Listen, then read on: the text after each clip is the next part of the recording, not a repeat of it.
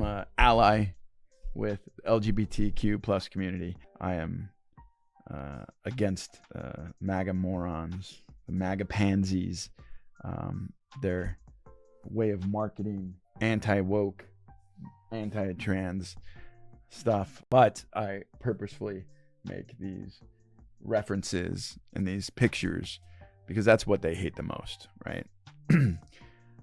They are so afraid of being called gay or being associated with gay people.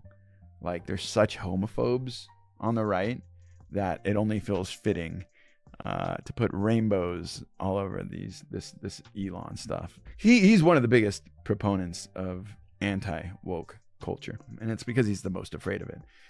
He himself, Elon Cuck, has a trans son, right? I think trans male to female son. I think it was his firstborn. And I believe, I don't know the entire story, but when Elon was married to the wife of his first child, as he grew up, I think he got gender affirming care, and Elon was part of that, or Elon pushed for that or something like that. Like, he was convinced to push for the gender affirming care. I don't know, whatever. Since Elon has decided to go full on MAGA, he has basically disowned his trans child and has since gone on a full rampage, anti-trans rampage, for years now, which is just not only being an awful father, but that's being an awful human being. Once again, I was a big fan of Elon Cuck.